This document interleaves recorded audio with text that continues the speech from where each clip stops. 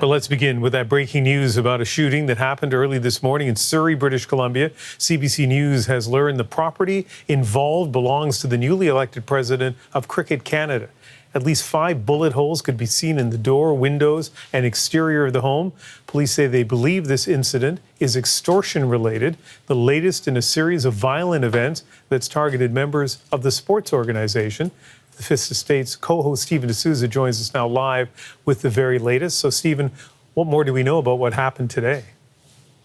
Yeah, the shooting took place in Surrey in the Newton neighborhood. It happened just around 4:40 this morning. Police responded to the shots, to reports of shots fired at this residence.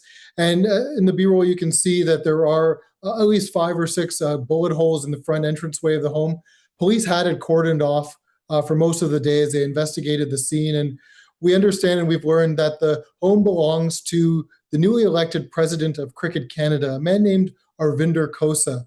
He is well known in cricket circles, especially in BC. He is and he was and still is the president of Cricket BC, the provincial association. And about a month or so ago, he was brought in as the president of Cricket Canada, the national governing body for the sport in the country, after a BC judge had ruled that there was mismanagement taking place and there needed to be an overhaul of the leadership of Cricket Canada. So Mr. Khosa was brought in as the interim president. And then just a couple of weeks ago, they had an annual general meeting and he was elected as the president for a 2-year term.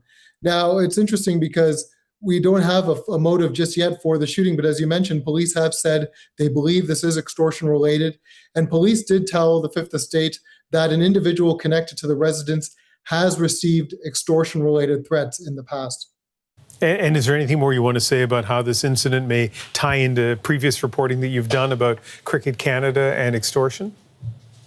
So we did a documentary back in April about allegations of corruption at Cricket Canada, but it went a step further. There are allegations of the influence of organized crime at the top of Cricket Canada involved allegedly in player selection, even allegations of match fixing involving Canada's national team at the recent World Cup that took place in February back in India.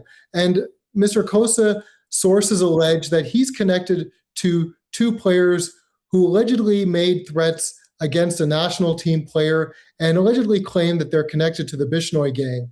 And so there's all these allegations that have been really rocking the cricket community in Canada.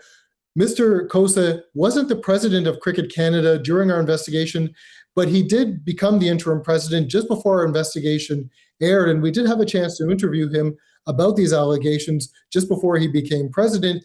And he denied all the allegations, denied any connection to the Bishnoi gang, and essentially said that all of these claims are propaganda against him. And so he denied all of these allegations and all of these claims that he may be connected in some way to organized crime. We're speaking live to Stephen D'Souza, one of the co-hosts of Fifth Estate. And, let's not lose sight, Stephen, I know you're not, of just how extraordinary all of this is, right? Like sort of allegations for a national Canadian sporting organization, somebody firing, bullets in the early hours of the morning of a home in Surrey this morning. What are you watching for next in this? So obviously we're looking for more from the police about the possible motive behind this, more information about the threats that were allegedly received. But also it's interesting, we mentioned the issues Cricket Canada is facing. This is not the first time the organization has had a high-level member face this kind of violence. At the end of February and beginning of March, a former board member of Cricket Canada had their home shot at twice.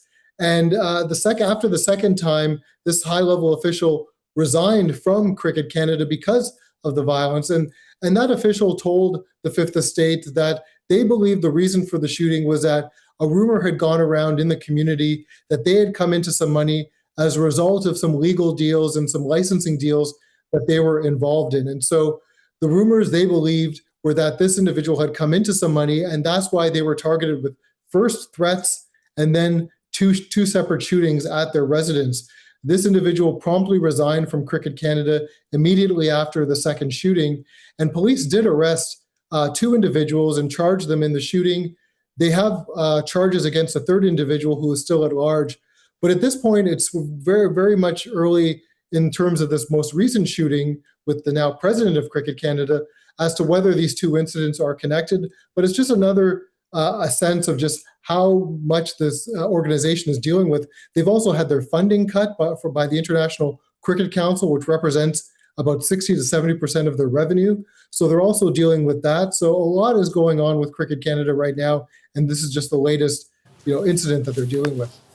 Imagine being your home in the middle of the night and hearing bullets rip into the doors and the windows and the walls. Stephen D'Souza, thank you. You're welcome.